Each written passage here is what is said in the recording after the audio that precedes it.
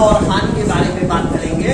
तो लाभ और हानि क्या होता है, इसको समझने से पहले हम दो शब्द समझ लेते हैं। एक शब्द है क्रय मूल्य, क्रय मूल्य, और दूसरा शब्द होता है विक्रय। ये दो शब्द हम पहले समझ लेते हैं, इसका मतलब क्या होता है। ये चीज मान लो हम दुकानदार हैं और हमने कोई सामान, एक सामान है, वो सामान हमने खरीदा 100 रुपए, हमने 100 रुपए में खरीदा, और इसको जब बेचा, हमने बेचा, तो बेचने में दो चीज था। हो सकता है ये 100 से ज्यादा बिके, यानी पहले केस में ये हमारा केवल 80 रुपए में बेचा, सामान खराब हो गया था तो 80 रुपए में बिका। दूसरा ये हो सकता था कि कोई त्योहार आ गया, सामान की डिमांड बढ़ गई, हमारा 100 रुपए का सामान जो है 120 रुपए में बिक गया। हम ये देख सकते हैं कि इस समय हमारा खरीद है 100 रुपए और बेचना है 80 रुपए। दूसरे केस में, दूसरी स्थिति में 100 में खरीदे हैं लेकिन बेचे 120।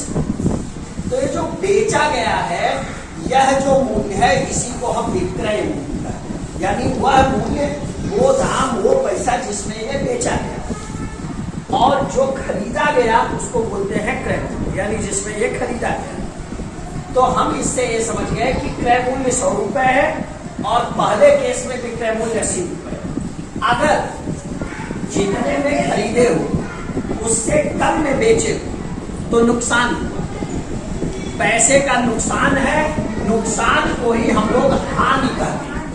हानि मतलब नुकसान हुआ, हानि को तुम समझोगे नुकसान से, कि अगर हमारा नुकसान हुआ है तो हम कहेंगे हमारा हानि हुआ है। लेकिन हम जितने में खरीदे थे उससे हम ज्यादा में बेच रहे हैं, तो ये हमारा लाभ हो गया। लाभ को हम लोग अपने भाषा में फायदा करते हैं, कि हमको फायदा हो गया। कितने का फायदा हुआ, अब ये निकालते हैं।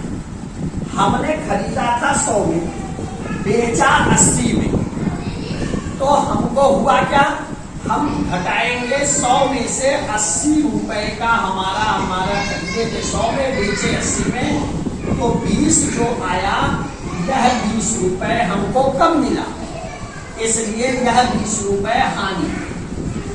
लेकिन अगर इसी सामान को हमने 100 में खरीदा था और 120 में बेचा, तो कितना अंतर आया, 100 में खरीदे 120 में बेचे, तो हमको 20 रुपए का लाभ हुआ, फायदा हुआ। इस तरह से हम ये समझ सकते हैं कि हमको किसी भी पैसे में लाभ और हानि क्या होता है। तो मुझे उम्मीद है कि इस छोटे से सेक्शन से तुमको लाभ और हानि का मतलब समझ में आ गया होगा। अब एक छोटा उदाहरण और लेते हैं, प्रैक्टिस कैसे हो। इसके लिए हम लोग सबसे पहले क्या करेंगे कि ये एक टेबल बना लेंगे। आप इसका स्क्रीनशॉट ले सकते हो। एक टेबल बनाते हैं, उस टेबल से हम लोग ये समझेंगे कि लाभ हुआ है कि हानि हुआ है और कितना हुआ है। तो सबसे पहले हम बताएंगे खरीद का दाम, खरीद, जिसको हम लोग क्या बोलेंगे, क्रय मूल्य। क्रय मतलब खरीदना होता है। फिर हमने बताया बेचना, कितने में बेचा, तो बेचने को हम लोग कहते हैं विक्रय मूल्य। तो ये हो गया विक्रय मूल्य। अब हम यहाँ निकालेंगे, पहले ये बताओ कि लाभ हुआ है या हानि हुआ है। जो हुआ है वो बताना पड़ेगा, और उसके बाद हम ये देखेंगे कि यह जो लाभ और हानि है, यह कितना, मतलब कितना लाभ है और कितना हानि है। तो चलो हम यहाँ से टेबल बना करके एक सवाल समझते हैं।